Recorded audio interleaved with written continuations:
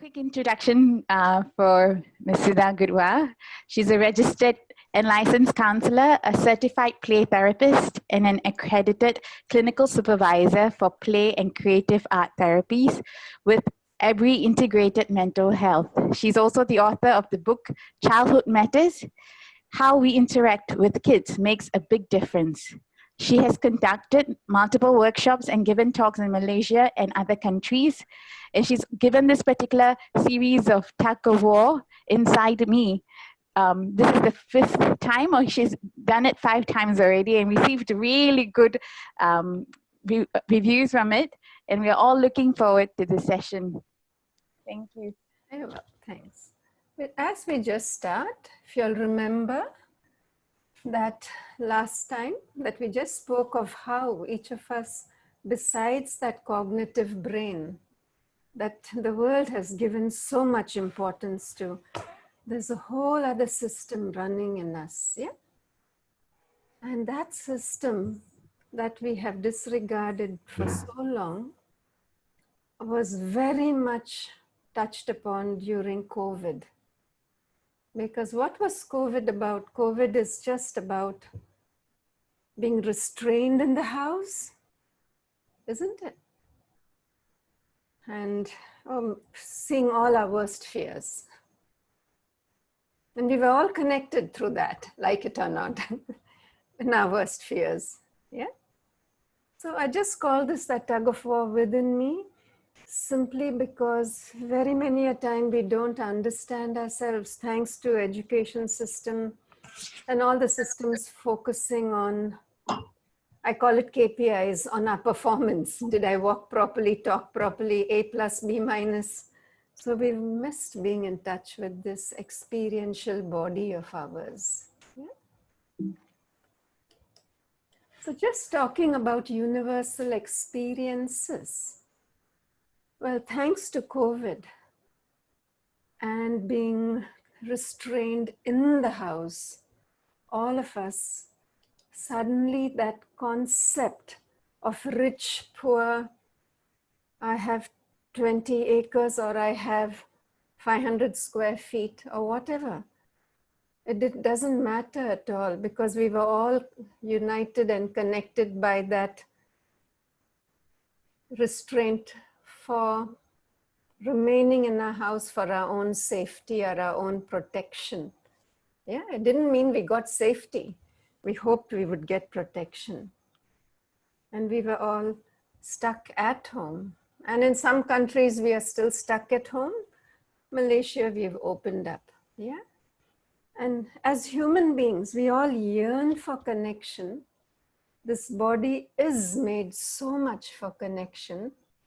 And however, when that is imposed upon us, it gets to be a whole different experience. Simply because none of us like to be imposed upon. Can I say that? Yeah? Can I just ask that from all of us? Just a minute. Yeah? Do we like to be imposed upon? We're just putting out in that group, yes or no? Just a word. Do we like being imposed upon? Yeah, just in that chat group, if you all can put it out there. Oh, let me expand that, yeah. Thanks. None of us like being imposed upon. And though I know it is for my own good, well, the body doesn't know it's for my own good. That's what my head knows, yeah? My smart brain knows. And when we all got imposed upon. And we got imposed upon with the people in our lives.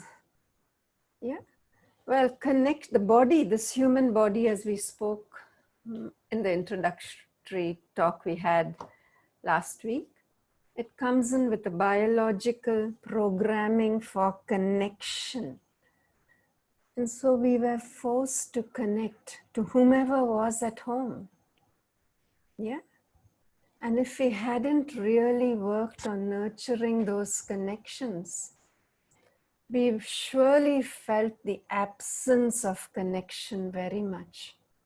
Very much. the pain of the absence of connection hit us hard.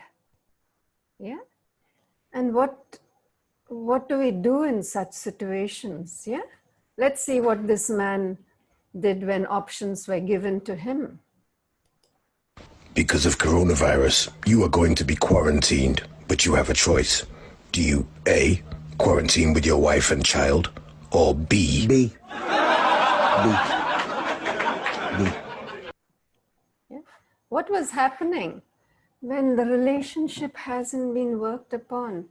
Or as so many people in the various workshops said so honestly and authentically, well, Sudha, I know that if I was stressed, I could get into the car, go for a spin, go to the coffee shop, go retail therapy, get involved in some volunteer activity, in a project, something or the other. But now all those choices of releasing that stress or releasing that mobilization from anxiety was taken away from us. So what happened then? We could have had this experience. Yeah, you just see this, that experience of being trapped, being together. So much of lack of control, not able to escape. I know it's for my own good. I really know it's for my own good.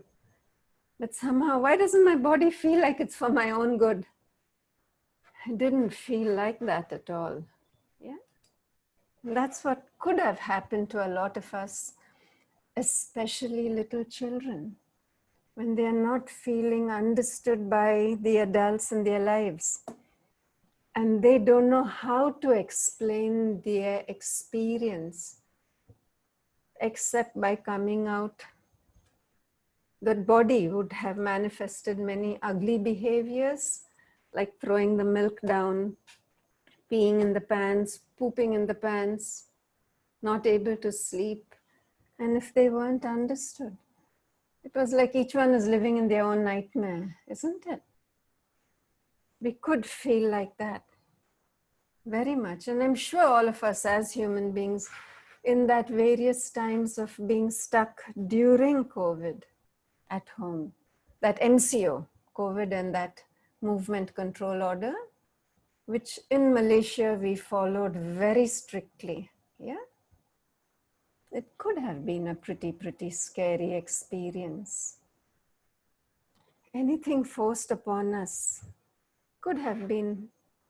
And I'm just asking here, just for each one, just when, we all love our families. We may love them to death in inverted commas. But when the experience of being together is put upon us without any choice, were there moments, little pockets of moments, where I wish I could get away from it all? Just yes or no. Could we just have a simple answer? Yeah? Thanks. Thanks for being human, yeah? Just to see it's a universal experience. That's accepting my humanness. This body is not made for imposition. This experiential body does not understand it's for my own good. Yeah, it just doesn't. I need movement. I need to go out. I need to walk in the park or whatever. It doesn't understand it. And we experience that. And some of us might have been irritated, annoyed, upset with ourselves without knowing, hey, let me offer some compassion to this body that really doesn't understand being imposed upon. Yeah? Then this human body comes into the world with a biological program for connection. And if connection, it also has this survival. Because of survival, humanity has gone on this long. And evolution has happened, or if we are the best creation, depending on which religious belief we are, and plonked into earth. Yeah? Which need do you think predominates? The need for connection or survival? Just one word, connection or survival.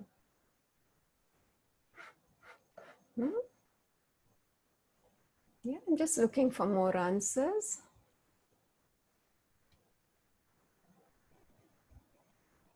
Just, yeah. We all say connection, survive. Yeah, let's see. Any more answers? No more? Thanks. I'll just go back to screen sharing.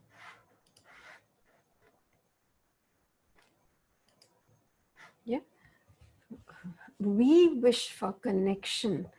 But remember, this body is so much in evolution.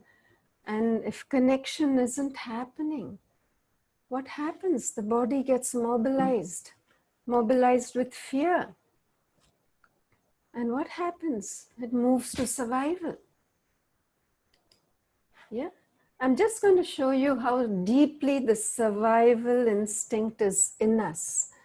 It is so deep, deeper than, and it operates on below the radar of conscious awareness, and which we will cover in session 3.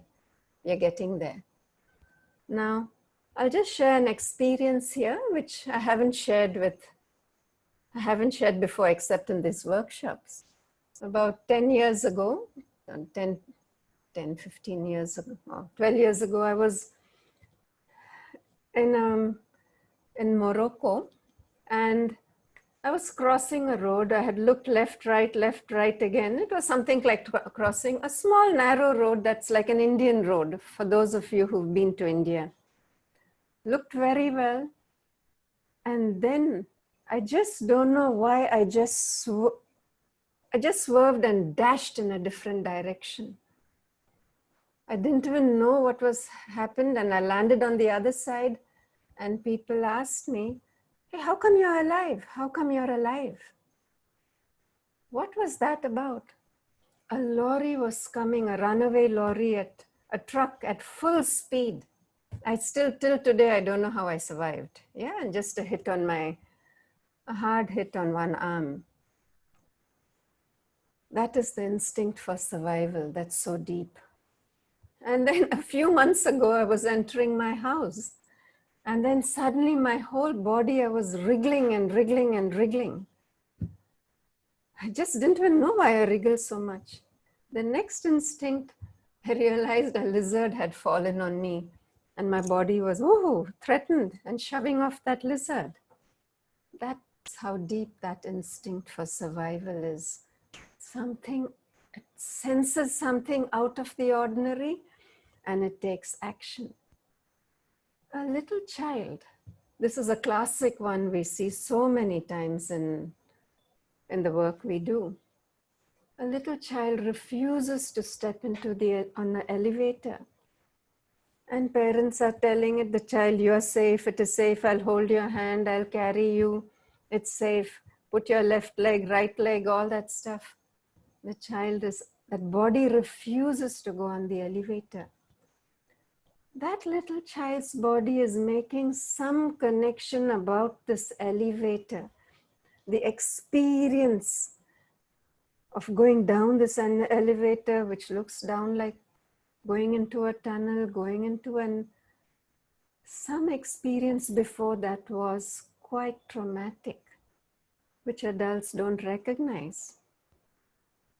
And it just refuses to do it. The child wants to do it. The child doesn't want to shame itself in front of an audience in the mall where everyone's waiting for this child to get on the elevator.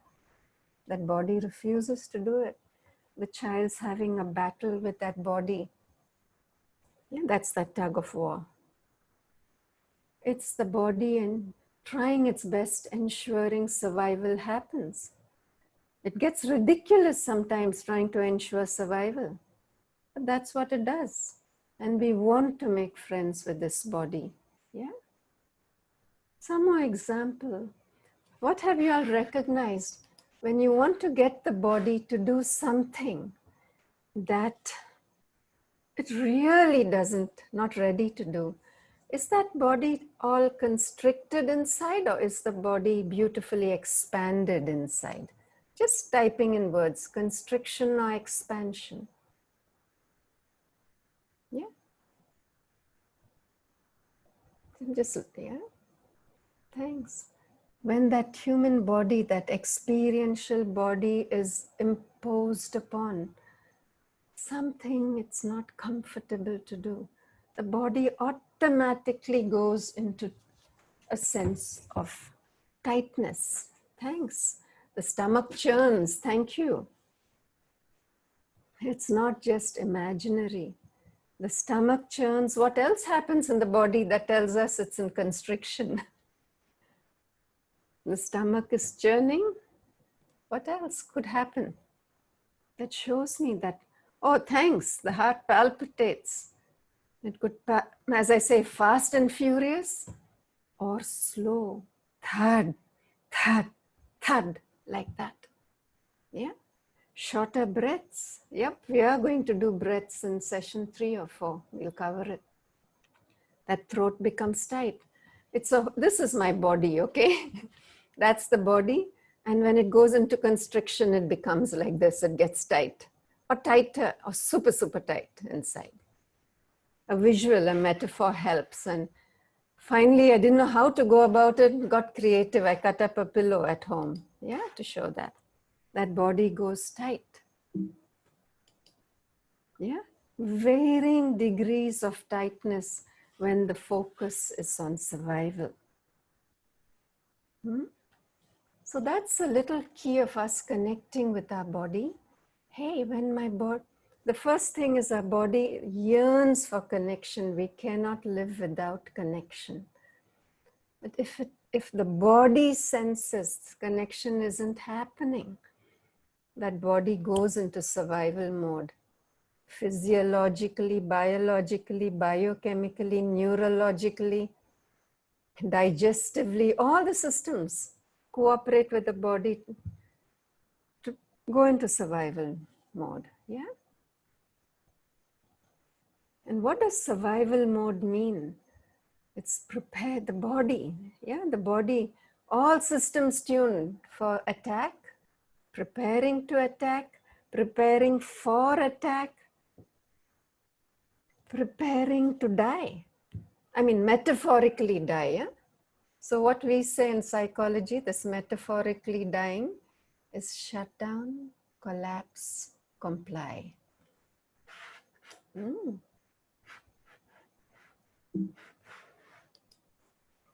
I don't plan to prepare for attack, nor do I plan to defend. This is a very, very key point, yeah? The tightness in the body happens. It's an instinctive physiological reaction, not a psychological reaction. Just see that word? Initially, in that instant, it's an instinctive physiological reaction. And I will elaborate on this later as we go on. It just doesn't mean I have no control. We want to understand this experiential body and make friends with it so I get a level of control. I don't plan to attack, nor do I plan to defend. That initial tightness happens. The body is very simple, innocent, naive. And if it doesn't sense connection, whoops, all this happens. We are going to do more on this as we go on. And as people shared so readily, thanks for sharing, it happens in the gut, in the throat, in the heart, in the breath. I like to say it's a whole body affair. Whole body from the head to the toe. Yeah? The thoughts, the feelings, the narratives in my head happen to support survival and not to support real connection. This is the tricky part, yeah? This is such a key tricky part. Because the minute the body goes tight, I think I'm thinking, I think I'm in charge. I don't even know, I'm not in charge. My thoughts are one of survival. And this is a key news for, very key one. When our body is in survival mode, survival state, digestion, respiration, the heart, the bladder, the kidneys, the sensory organs, the skin, the hearing systems, the whole body, all energy that is meant for physical health, growth, and restoration. A little bit of energy is churied, you know, that is robbed from here, taken from there, and sent to the defense system, sent to the survival system, which means health takes a back seat, growth takes a back seat, restoration of the body takes a back seat. It goes to the back burner, as I say it. And all this extra energy is sent for protection, for survival. Yeah, my health is impacted. Yeah, any questions at this stage? Thanks. Absolutely. Thanks, Antoine, for sharing it. A red mist happens. That's exactly what I was sharing. For some of us, it's a red mist. For some of us, it's a white fog. For some of us, it's blur. It's cloudy. Because we really, when the tightness happens and the tighter it gets, the less connected I am to the connection system in the body. It literally is less connected because the greater the arousal, that system shuts down. And I'm connected to the lower cortical states. That part of the body cannot really understand what's happening, because there is no connection. And it's trying to make sense without being connected. So when I am in that tightness, what kind of thoughts do we usually have? I'm not asking about anyone particularly, I'm saying generally. We are talking about us as human beings. What kind of thoughts do we have? Would it be thoughts, I call it, would it be thoughts when I'm in this tight system, tightness? Would I have thoughts of generosity? Can you hear me now? Is my voice faltering? Can you hear me clearly? Okay, thanks. Thanks. Yep, thanks. It's thoughts of fear. So when I have thoughts of fear, would those thoughts be generosity of spirit, or would it be meanness of spirit? I say paucity of spirit, and we've all experienced it. Yeah, I'm talking of all of us. Anyone who's sharing messages here is talking for all of us, for all the rest who are not talking. It takes a lot of courage to put out messages here. Yeah, so I appreciate anyone who's sharing from the heart here. Thanks. Yeah. Someone asked a question, is this a process when connection isn't happening? It's a biological, physiological, biochemical process that happens below conscious awareness. And I'm raising awareness here so we all understand, so we get a sense of control. And over session 3, 4, we learn how to shift it. Because we want a sense of control, isn't it? We don't want to be control freaks. We want a sense of control. So when this tightness happens, we go into, I'm less present. And that's what the first video clip that you all saw yesterday. Various parts, animals can pick that up.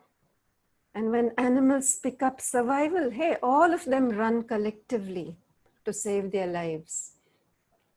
And if we are interacting with the wild animal, or we are interacting with babies, little ones, they are so much in touch with that system that they can pick up our absence. And I'll show you, give you an example, the body. A little baby, and I've read this in books and I've done enough work over the years and actually worked with such clients. I've been privileged or blessed enough to work with such clients from all the continents and from this range to this range of economic range, yeah? And we're all similar inside, that's all I'm saying. If that baby, if that parent tried to abort that baby, if that parent didn't want that baby and really hated that pregnancy, I mean, enough research has also shown it, that the baby could be born into this world and it doesn't. There are many other medical reasons. If you take away medical reasons, I'm sharing this. The baby cannot suckle.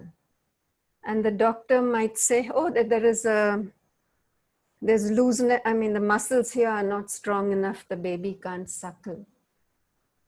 And what happens that baby is literally coming into life in survival mode, not wanting to live because it's not wanted.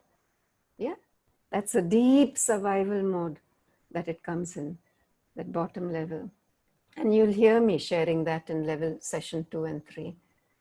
And as we work with such children or with such adults, it's shifted. So I've really been privileged enough to have different experiences to understand this human body. Yeah? It really wants connection. It yearns for connection. We can't live without connection. But it mistakes, so many times it mistakes not being connected. And let's see that now. And the thoughts are all about justifying the behavior, thoughts of blaming, shaming, all that stuff. Yeah. It's really worth understanding the body and cooperating and collaborating the best we can with this body. So that if we prevent it from going into survival states. And if it does, because we are human, we keep slipping into survival states, as you'll see later, how many times in the day, we know how to bring it out of survival states. Just bringing it back. I don't plan to prepare for attack, nor do I plan to defend. That initial tightness happens in the body if there is a sign showing lack of connection. Yeah. Now let's see the story about Johnny. Johnny works in a bakery, okay? And there's construction happening nearby this bakery. Lots of sound. Bang, bang, grrr, brr, drr, bang, dish, dong, all these sounds. Yeah? What was this body's experience? One of so much tightness. But is Johnny aware of it? No, because very many of us are not aware of it because, hey, that's life, yeah? Put up with it. Now Johnny returns home, rings the doorbell. His wife, his mother, his child, whoever opens the door for him and sees him. He comes home, he looks like this. When he looks like this, yeah, what do you think could be the thoughts running in Johnny's head? I mean, not Johnny's head, in the adult's head who opens the door.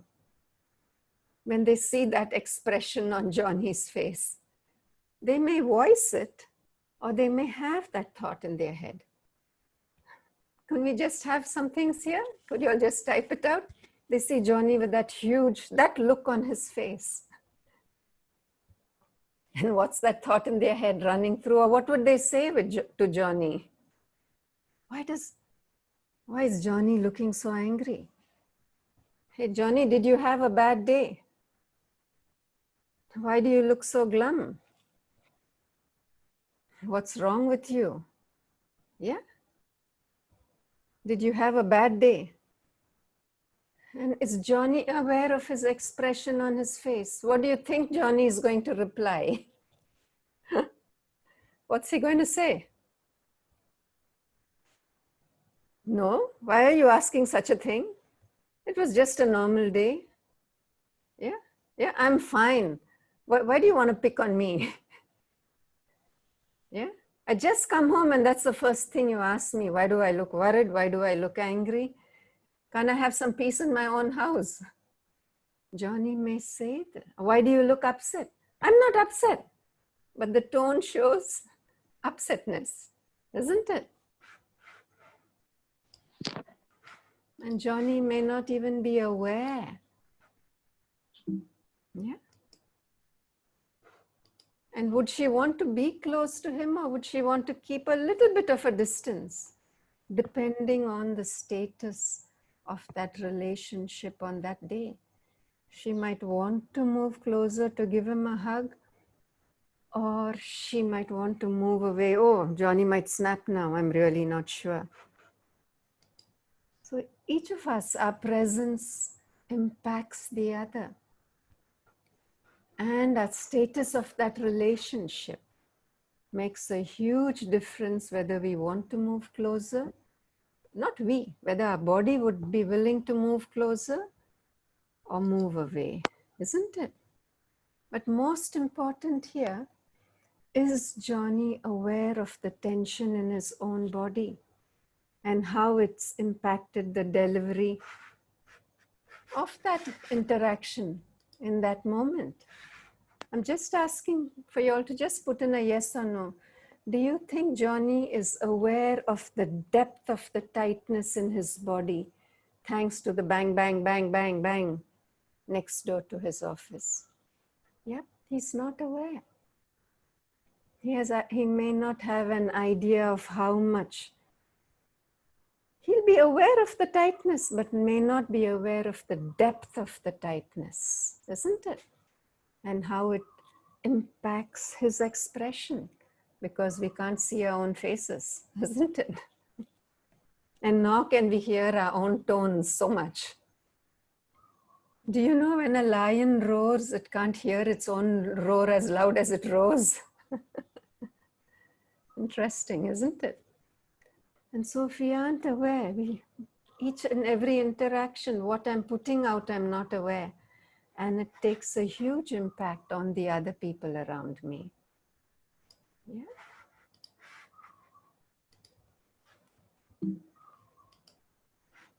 Let's see other examples, okay? In school campuses, now if it is in the US, they might have police or security personnel patrolling. And if it's in an Asian context, we do not have the security persons patrolling with a gun or whatever. We have teachers standing out with a sharp stick in the hand who've told me, no, I don't hit the kid. No, Sudha, I would never hit the kid. It's just to point to something. And sometimes we may not have a stick. Our tongue can be sharper than that stick or that gun, isn't it? Our body is very... So if that police is patrolling, or we have an unfriendly, user-friendly teacher on the campus, our body, how much of our body would be focused on that studies? Yeah, I'm just going to ask you, how much of our body is focused on that studies? In class, in the campus, if you put a percentage, 10%, 20%, 30%. Yeah, very minimum. Thanks, Shankari. And Shankari is a teacher. Thanks. I'm so happy you're so aware of it. Isn't it, Cleo? How much is being available for the lesson? We are doing it for the child's own good. But that body is less focused, not able to be present. A large part of that is on survival and protection from danger, not on the lesson. Yeah? We don't know we are imposing on that body. Another example, a child goes to hospital and it's a procedure, and the teacher needs, not teacher, the nurses need to hold down the child to give that injection or whatever. Yeah, Or another example, a woman is going in and she's planned to go for birth control. And so she's going to have an IUD put inside, yeah, that intrauterine device. And she's anxious. Anxious means my body is tight. And if that gynecologist hasn't understood and speaks to her kindly, compassionately, helps her to relax so the body expands, the process of putting in the IUD is less painful. But if they say, oh no, it's just an IUD, relax la, it's just nothing to be worried about, will that body relax or will the body go tighter? Just relax or tighter, just type in one word. Because that's what sometimes many doctors says, just relax, it's just a little poke. Or it's just a little process, nothing happens. The body goes tighter. And if that anesthetist is trying to find, or the technician is trying to find the vein through that tightness, or that gynae is trying to put in the IUD through the tightness, of course, that part is going to be more injured, isn't it? Or finding that vein is going to be so much more difficult because the body is in this tightness. Many doctors may not understand this. Yeah? So if that doctor could speak kindly, compassionately, and there are play therapists and therapist nurses who've been trained to understand children and get them to relax before the procedure, it turns out so much better. The experience, it doesn't become like a small T trauma. Another example, a kid is going to the airport for a flight. Now, if for some reasons, whatever reasons, too deep to go in here, we don't have enough time to do that. If that body finds the airplane ride is claustrophobic, they're going to have a struggle putting that kid into the plane, isn't it? Because the body is associating that plane with a coffin, being trapped. And that's what COVID or MCO, Movement Control Order, did for all of us. The body is being trapped. And if it's being trapped and it has no options, and it's being staying in the space for relationships when the relationship is really not in a healthy space, that healthy connection, all the stuff comes to the surface, yeah? Very much to the surface. And so when all the therapy groups that I'm involved globally, and that's the same thing that was discussed on each forum, hey, this is not the time to go and do in deeper work. Enough is coming to the surface. Help them contain that process. Too much is coming to the surface, yeah? And if I'm very fragile and holding the pieces together, whoa, so much disintegration happens. If that little kid, just sharing this, a little kid born, preemie, or born and goes into the ICU, and the parents spent $1 million ringgit keeping the child alive, isn't it? And I've worked with such children, and other child therapists have worked with these children. The child is 6 years old, 16 years old, 26 years old, 36 years old when I meet them. Yeah? For various reasons in various contexts. Or a mom might say, why is my child always saying, I abandon her? I just look at my phone and she gets so upset. Mom, you abandoned me, you abandoned me. I'm sick of hearing this song. I'm just right here next to her. And or if it's an adopted kid who doesn't know she's been adopted, and then for whatever other big issues coming up, yeah? And that kid is going into abandonment song faster than rejection or whatever else. How is that happening? What was the little kid's experience the baby's experience in ICU? Just putting out 1-2 words, just one word each. Or 2 words, nothing more than 2 words. trapped. Yes, what else?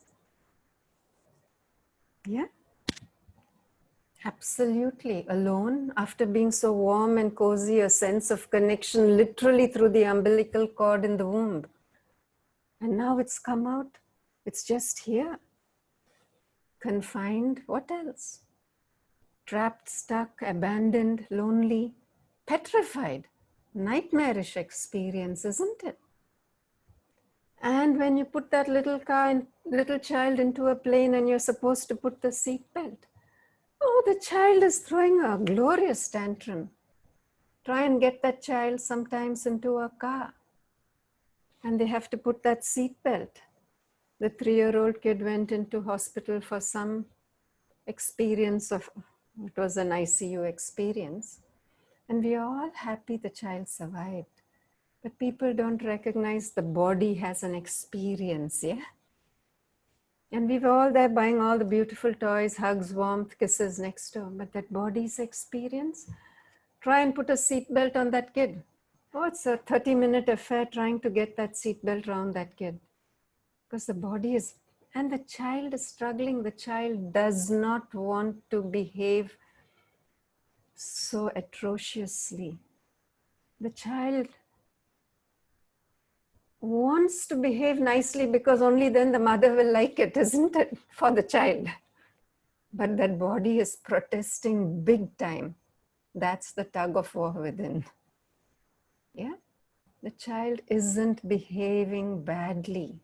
Our very language makes us say, why can't you behave better? It's just a seatbelt. If you don't put the seatbelt, I can't go to the shop to buy you your ice cream or whatever. We don't, and the child doesn't know how to explain. I'm feeling so trapped, mommy, by a seatbelt. A child may say that, but it's just a seatbelt. Why are you making such a fuss? Yeah, and the child doesn't know how to say so beautifully, what do you say? So rationally, so appropriately, so eloquently. You know, when I went into the ICU, this was my experience, blah, blah, blah. And ever since then, I'm feeling like that. That's when we are in survival mode, we can't connect the dots. And we may never connect the dots for a lifetime because no one speaks about all this, yeah, as such. So it's the child struggling with that body that's coming out with these behaviors. No child ever wants to behave badly, deliberately. It's that tug of war within, and the tug of war is lost. Yeah. And as someone said, I'm sharing this another experience of an MRI tube. The whole workshop that I'm talking here and a lot of the other more detailed 12-session workshops, 5-session workshops, all the other stuff I do is also based on the same theory, polyvagal theory. Stephen Porges, he's the founder, 1997. And he was an academician and with a lot of other practical clinicians that collaborated and matched the theory. Yeah? All about the body, the human body.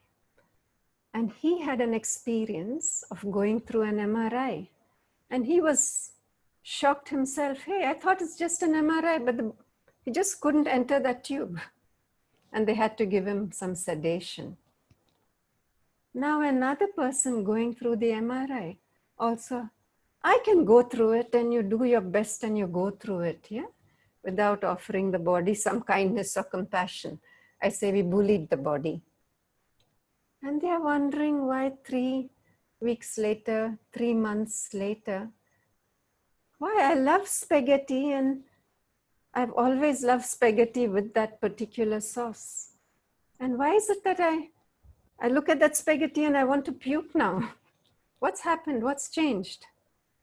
Because this body that was going through the MRI experience, just before that, what happened? He said, let me have one good meal and I'll treat myself to a good meal before I go through a nightmarish experience. Had his favorite spaghetti. Now the body my head knows it's an MRI. The body knows it's a coffin, okay? It's restraint, ultimate restraint. It's ultimate fear. And it's being bullied and it's ultimate restraint, and it went through it and it came out of torture. Yeah. So the body is trying to connect. What was it? What was it that gave me this torturous experience? And it's linking the spaghetti and linking this and linking anything it can. And 3 weeks later, you bring spaghetti nearby and the body's going nauseous. Can you see how naive and simple and innocent this body is? We want to really make friends and understand it. Years ago, I worked with a kid with mask phobia who literally could run across the road and almost got killed seeing a mask. Yeah, and Chinese New Year here, you know, Chinese New Year, we have the dances, ghost month, masks, all that. And it was pretty scary. How do you keep this child safe? Yeah. And the parents took Halloween, again, masks. They took her to the mask shop and she touched all the masks. She was okay. And sometimes she would go crazy and run across. And then when did they come for sessions? When the little kid couldn't enter a mall. And she couldn't enter a dining place. She couldn't enter a mall. Then she couldn't leave the house. She couldn't go down to they lived in a condominium. She couldn't go down. Can you see how the struggle that body was having?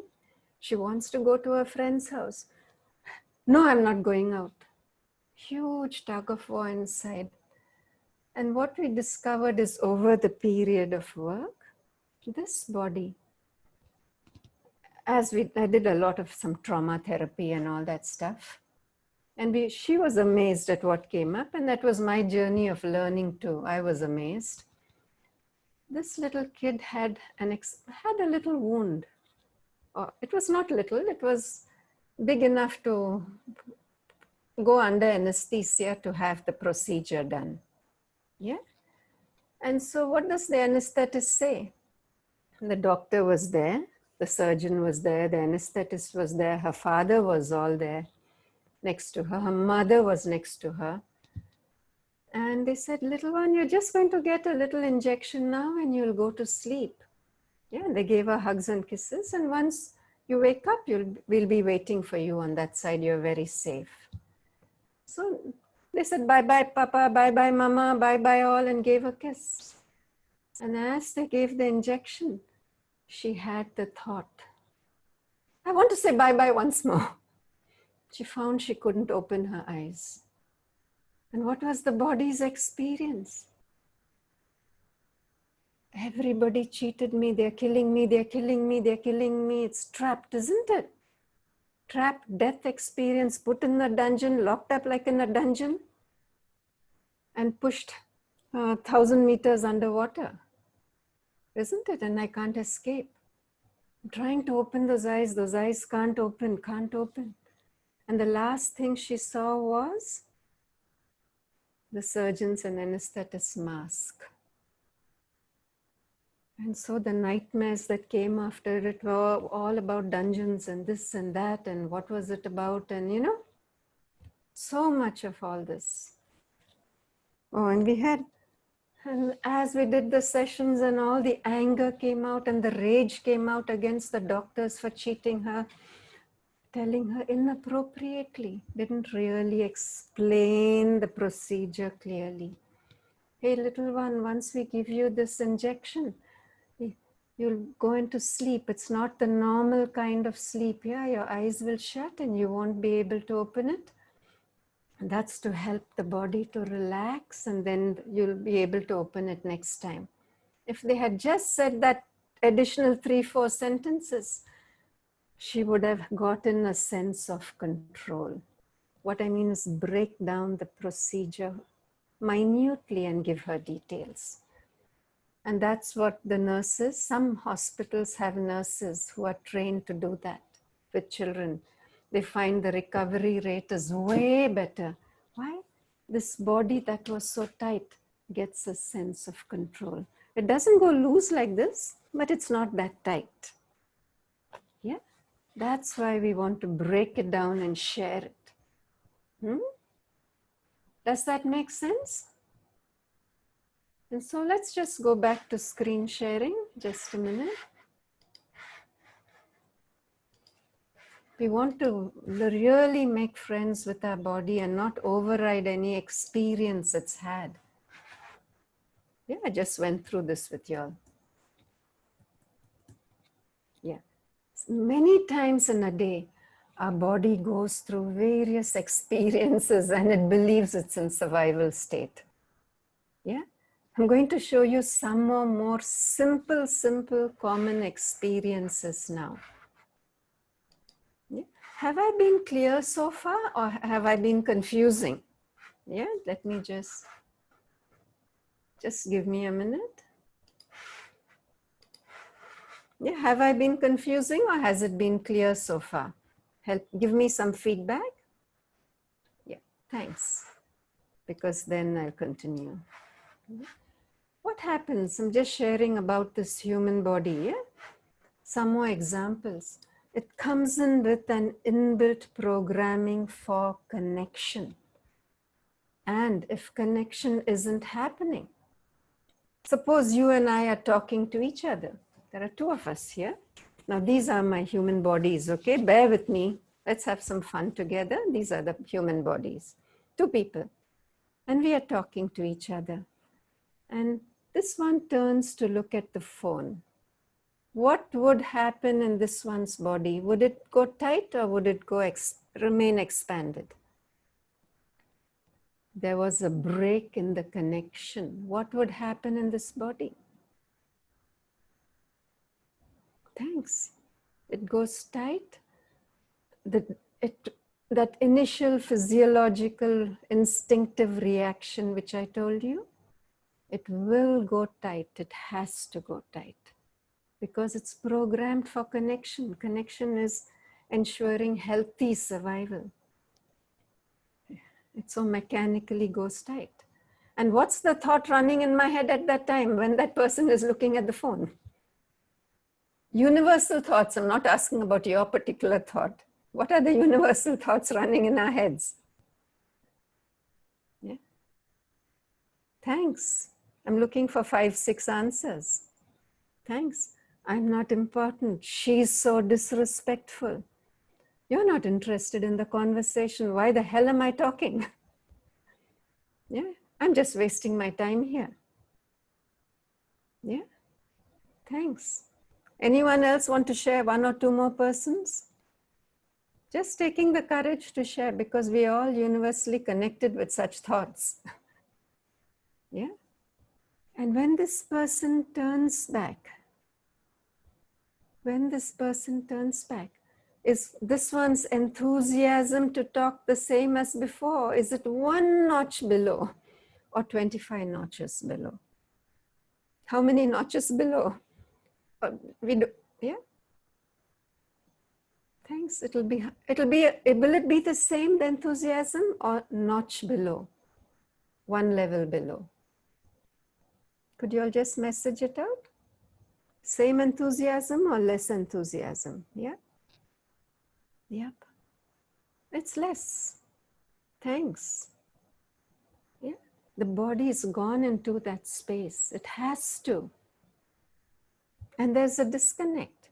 Now my initial physiological, biological, if you notice, I'm not saying psychological, because this is not about psychology I'm talking about science, scientifically. Physiologically, biologically, biochemically, neurologically, there's a whole neurological system inside. It's gone into that space, already into survival, disconnect. Yeah, it's gone into survival. Thanks, Bhuvanesh. Yeah? It's gone into that space and I'll pick it up from my tightness in my body. Yeah. And then I want to reset it. I'll pick it up from other things also. Now let's take another example. 2 of us have gone shopping together. And during MCO times, if we went shopping, in Malaysia, only 1 person was allowed in the car. So of course I'm going shopping for 2 weeks, 3 weeks, or online or whatever. And the car boot is full. And when I come back home, there is a biological expectancy that my partner will help me to empty that. Items from the car trunk or boot, whichever part of the world we are living in. And if I come in, the gate is there. I've called home and saying, I'm back home. And I'm ringing the doorbell and no one's coming to open the door. Or if he was with me and he's gone into the house, opened the door and disappeared, not surfaced back to help me with the barang or the items. What happens in this body? Does it go tight or does it remain nice? Yes, dear, where are you, darling? How does it come out?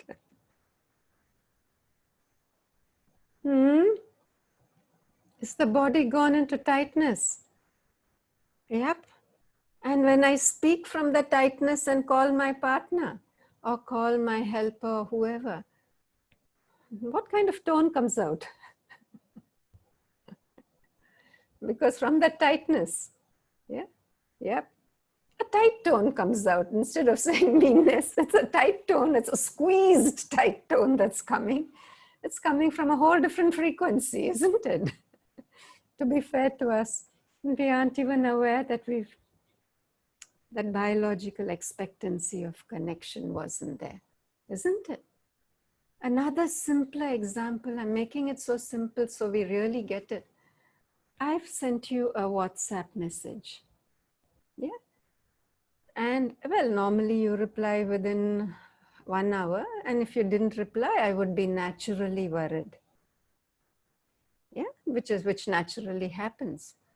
When I'm just seeing that you reply to everybody very fast. And in this world nowadays, the younger you are, the faster you reply to those messages. The faster you're checking the appliance and the faster the message is being replied to. And I've sent a message here and the message is opened. It isn't replied. After how many minutes does this body go tight? We're talking very fairly, very authentically, very honestly. We're not talking about you and me. We're talking about this human body. Let's be fair and kind to it. How fast does it go tight? Yeah? Yep. Almost immediately, after maybe 5 minutes, after 10 minutes, I've checked that phone. Hey, you haven't replied. It's tight. And when that person finally replies, yeah, what's my enthusiasm and what's this one? Me means what's the enthusiasm in reading that message? Is it that normal enthusiasm or a different level of enthusiasm? You're just speaking honestly. Same enthusiasm or different level, different degree of enthusiasm. Different level, isn't it? Thanks. Do we really read that answer? Or we are reading it from our survival zone? Yeah? We are literally reading it from a different space, isn't it? That's what happens for all of us. Huh? This is the body I'm talking about, this human body, not about Sudha or Sumati or Dolly or Shamini or Vincent or anyone. It's about that universal process. The body has slipped. It has slipped into a lower level of evolution. I mean, we have the best of evolution in us from everything, and it's gone into survival because connection wasn't happening. And in different levels, we have different spaces we connect to, yeah? So I ask my partner, or I ask this one. Let's say Peter and Jane. Jane asks her partner to put those dishes in the sink. Yeah? Hey, after finishing dinner, or whatever, could you put those dishes in the sink? She says it once, she says it twice, and she comes back. There is no reply of a yes or a no. What happens in this Jane's body? Yeah?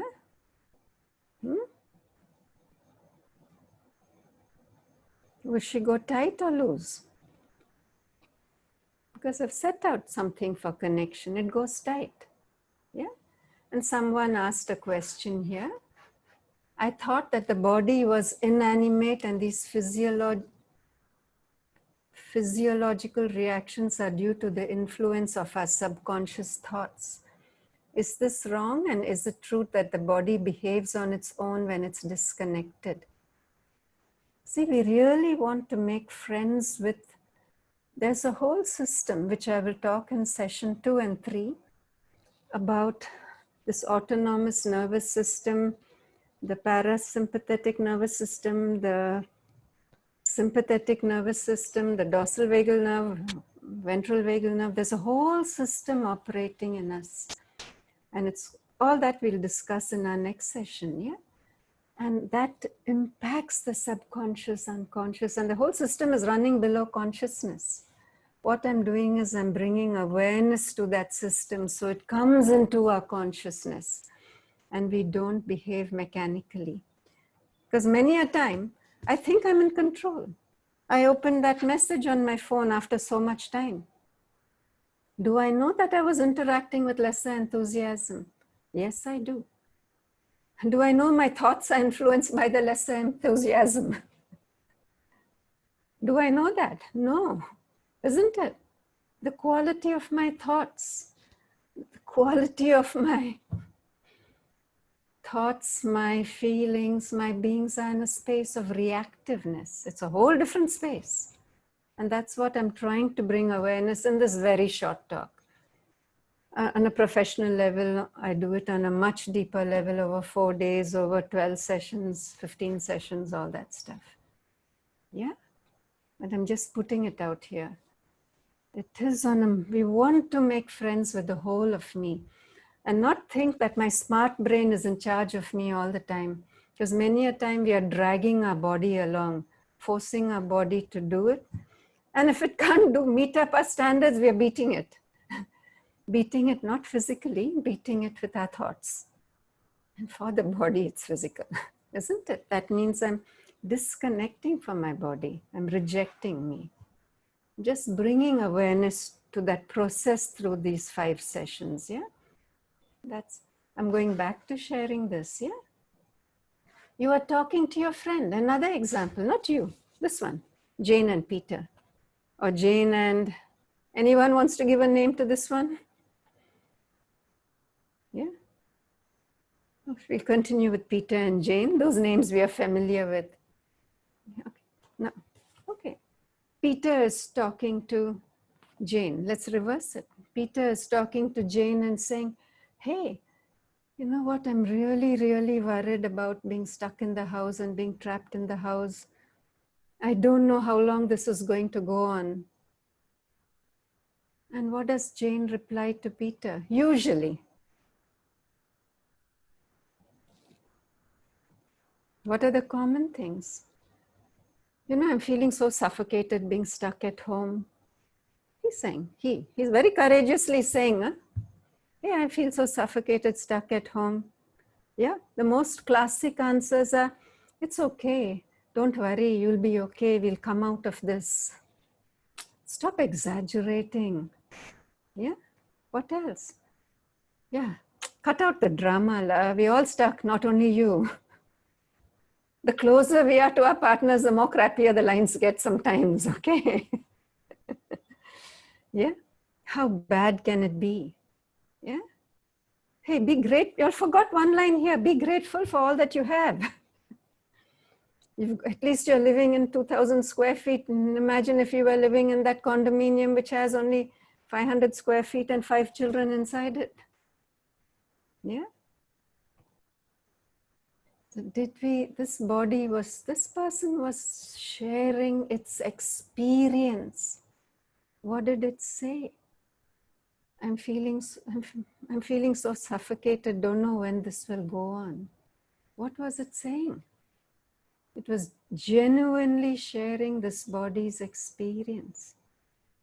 This one just overrode and boom, through that experience. Will this one's body go tight, or will it be nice and expanded after that conversation, or will it go more tight? Thanks. Yeah. So what does tightness mean? Does tightness mean more connection, closeness, or distance? Yeah. Tightness is distance, isn't it? Less connection. Nature abhors a vacuum. Yeah, law of physics. I'm not talking psychology here. So if there's less connection, there is more what? Distance, isn't it? So if we are feeling distant, distance, does that make sense?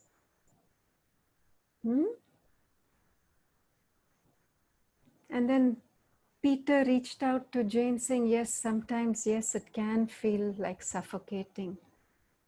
Yep, some days I've also felt it. Yeah. And some days it's more, some days it's less, some days, yay, I can see the end of the tunnel, some days I can't. Isn't it? But instead of just acknowledging that experience, Jane, to be very fair to Jane, Jane did that with very good intention. Jane had absolutely no intention of imposing or overriding or dismissing Peter's experience. Let's be super, super fair to Jane. Yeah? Hey, we've all done this. I've done so much of this before I knew different. And especially if you are volunteering in society, because this is the group that's asking me to give the talk, so I'm going to touch a bit on that. Yeah? So if we are volunteering in society and we are working with children from homes, or supporting them or mentoring kids from homes, if they are saying something, we are privileged and blessed if we even get one line from them. Yeah, and we want to really try and understand, what is that person really sharing through that line? They're trying to connect when they give us that one line. If I want them to sit with their shirts tucked in and they're all sitting with their shirts unbuttoned and all out, not tucked in, what are they trying to tell me through that? How are they trying to connect with me through that? Because when we see that, what happens in our bodies? We go tight or loose. Not just typing out a word. Yeah, do we go tight or loose? Tight means what? That kid's behavior. The kid is trying to connect with us through that behavior. It's trying to tell us something through that behavior. When I saw, or when this one saw that behavior, yeah, let me pick up some kid. Wait, I've got a lot of figurines here. Just give me a minute.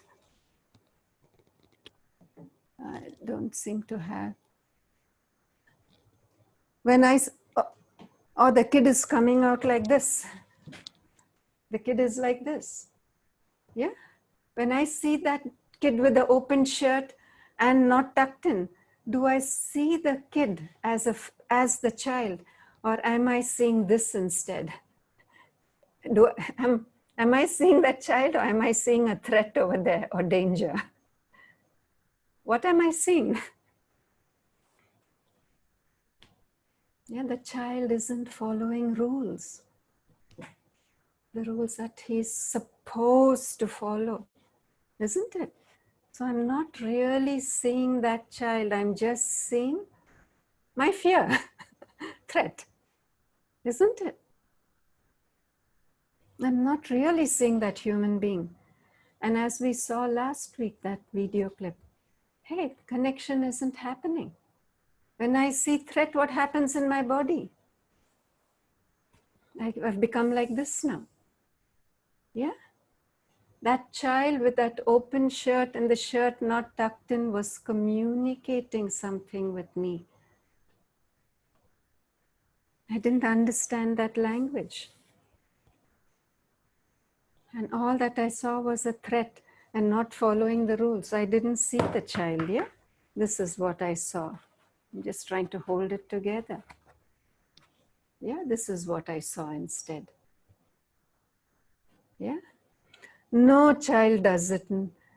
It looks like the child is doing it knowingly. And what is the thought going in my head? The child is doing this to irritate me. The child is doing this to defy me. The child is doing this to disrespect me. He should know the rules of this place.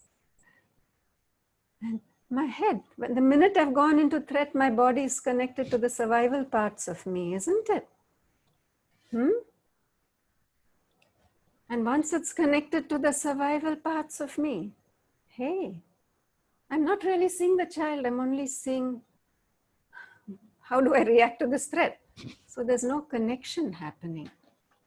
No child is actually doing it deliberately. And maybe next time we'll try and watch that video again.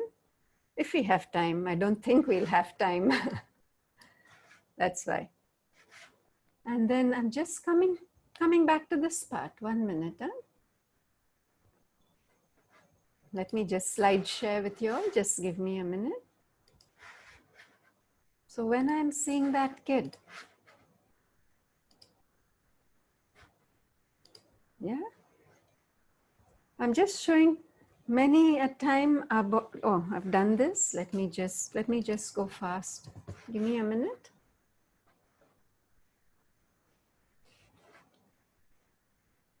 Yeah. Just give me a minute. Yeah. If I'm sharing my woes. If someone were to tell me this, hey, I don't want to call her again. If anyone told us all these sentences, we are just going tighter, disconnection, distance. Yeah. I'm feeling imposed upon. I'm feeling restraint. Just like the MCO. MCO got the body to feel restraint. Just like that, these sentences create restraint. And when restraint is happening, what kind of tone do you think would come out from what kind of voice would come out from my mouth? Yeah? What kind of voice will come out from my mouth? I'm asking each one. That child who's sitting here and I'm gone tight here and I'm interacting with that child whom I see as this. Yeah, I see it like this. What would be my tone? Yeah. I'm doing my best to control it. Huh? The shirt is out. I'm not saying tuck in the shirt. I'm not saying put in the buttons because I'm being very well behaved. I'm trying my best to push all that aside. And I think I'm accepting that kid. What's coming out in, how's my tone? Yeah? My words are very sweet. I would be saying, could you please button up your shirt, Peter? How's my tone? Could you please button up your shirt, Peter? Peter, could you please button up that shirt? What tone are you all hearing? Peter, I just reminded you, could you please button up that shirt? My words are right, huh? What's the tone you all are hearing? Peter, just look here. Could you please button up that shirt? What's Peter's experience of my tone?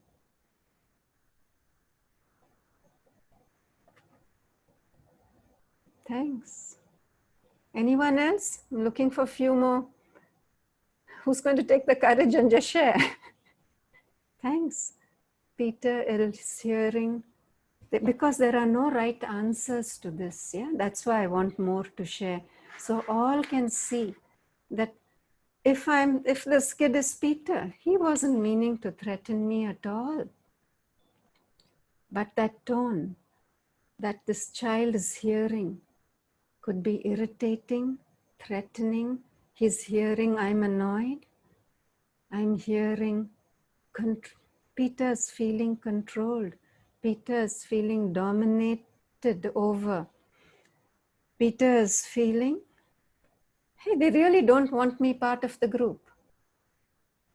Peter's, hey, why the hell am I wasting my time coming here when they're making such a big fuss about my buttons and the shirt not tucked in?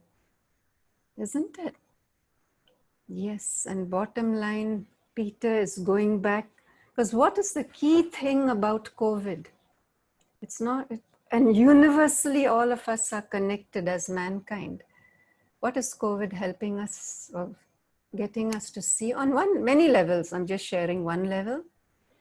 It is mankind's biggest fear.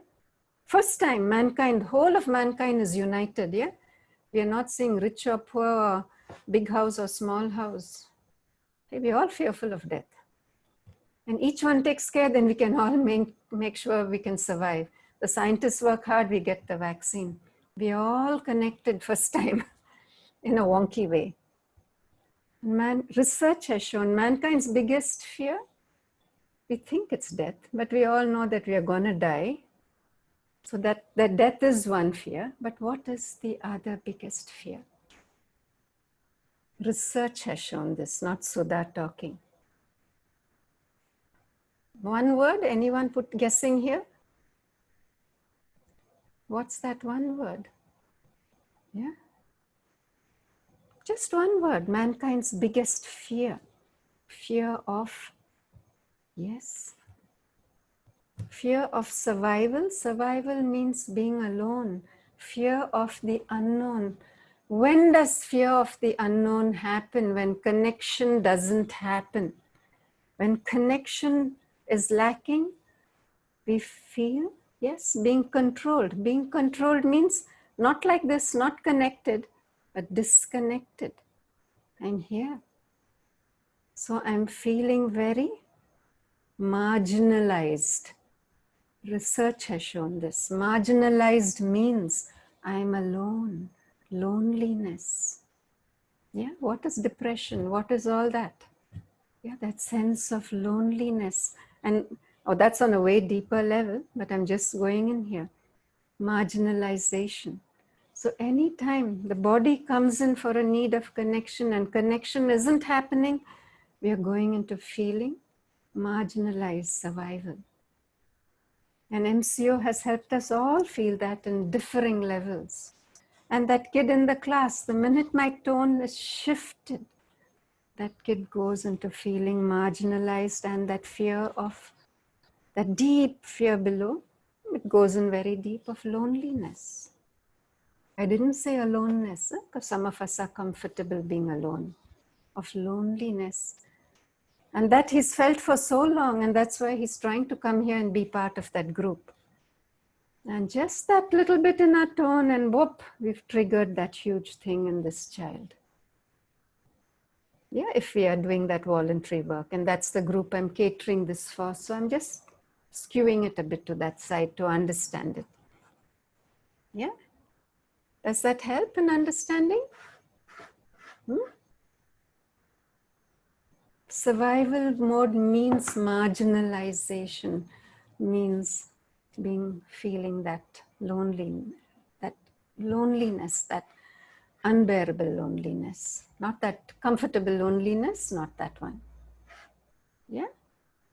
So I'm just going in to summarize what we've done for today. That initial tightness happens. What I'm trying to bring into awareness is that initial tightness happens. And next session we'll work on how do we come out of the tightness. I didn't say the tightness has to last a lifetime. We do have control over it, but we need to be able to recognize it. And that's why I'm speaking about it today. And we have a whole week to observe our bodies and how it goes into tightness. So let me just screen share. Just a minute. Just give me a minute.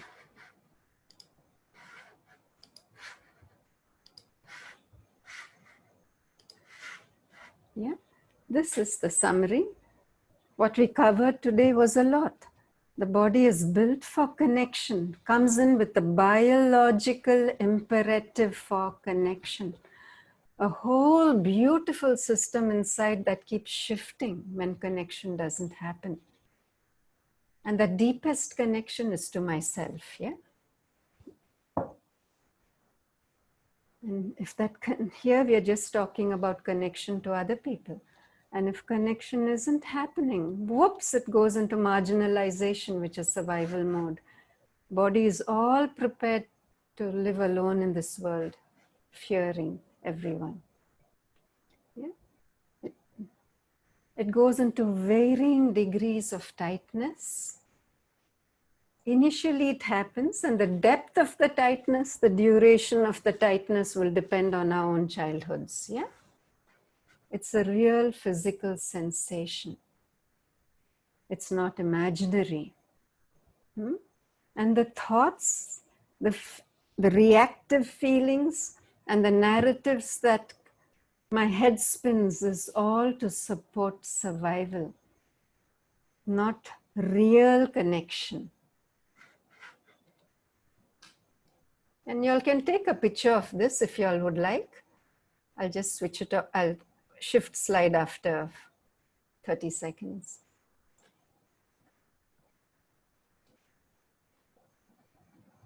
Yeah. It is an instinctive reaction in the body, by the body. And the body is so naive, and that programming can be faulty depending on our childhoods, yeah? So we are going to learn more about it in our next session. Yeah? How can we reset this body?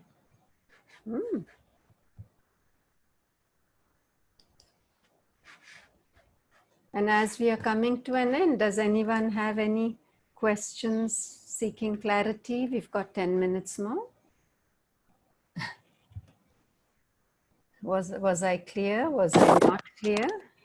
You can type it out, ask. Yeah. We have 10 minutes for questions.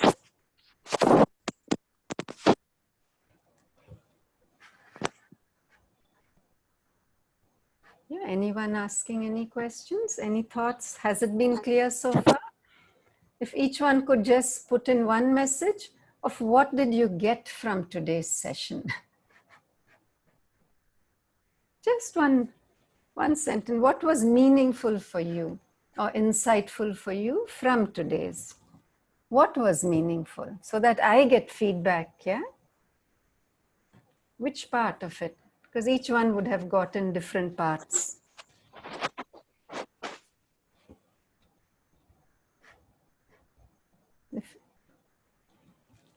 Yeah.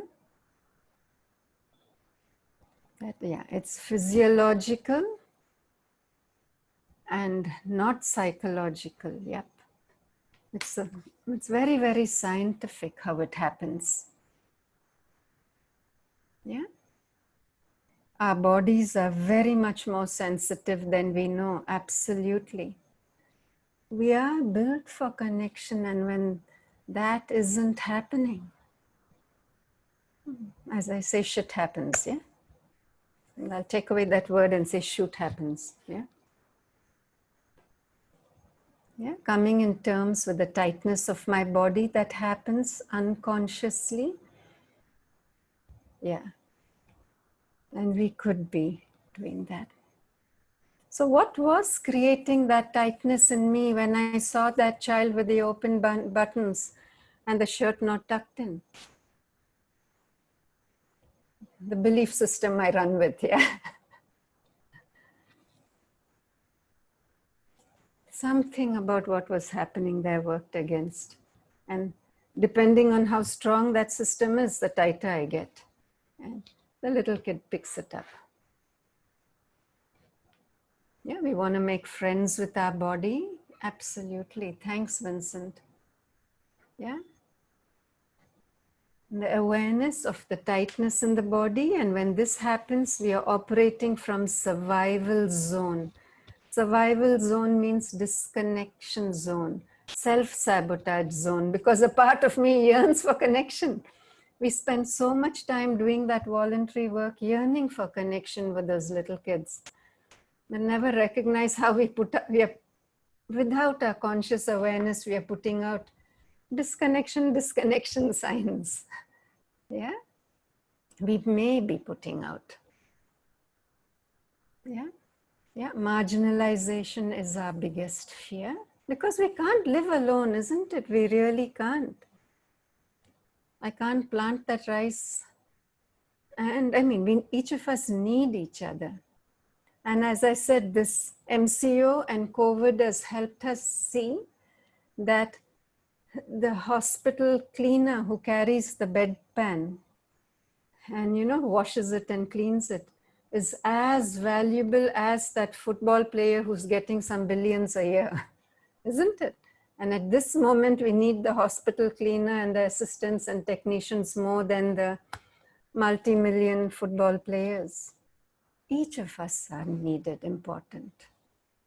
Yeah, and football and all those activities of rugby and all that is needed. It helps to release that tightness, tension, sense of pride, joy, so many other things. We need each other. Yeah. The conditioning starts extremely early. Yep. And the triggers can be extremely small with massive effects. Thanks, Antoine. You've said it so beautifully. I wish everyone can see that. That's so real. Yeah, because the body comes in like that. It comes in with the programming. It doesn't come in as a blank slate. Yeah. And as Sumati shared, a reminder that when the body is gone into threat mode, the thoughts, reactive feelings, narrative only support survival, doesn't support connection. As I say, I can't trust myself. I'm not fit for consumption when I'm in that tightness. I better not talk. I can't trust my own words. Yeah. And all of us have different, reaction. And yep, absolutely. And so when we see it only from our perspective, we get into judgment, isn't it? Understanding and be aware of the changes and coping with it. Next session, we will look at more of the body and how to cope with it. Yeah, absolutely. I don't even know I'm raising my voice, or I think I've raised it, but I don't know how much I've raised it and the impact and toll it can have on another. Thanks so much. Thank you all so much for making the time.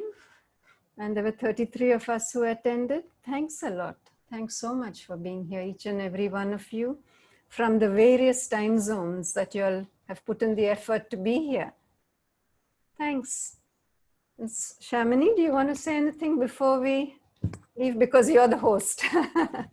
Thank you everyone for also participating very well. Enjoy reading everyone's feedback. Auntie, the session was so good, especially the sharings, the examples, just puts a lot of meaning to what you were saying. Thank you so much. I look forward to next week's session.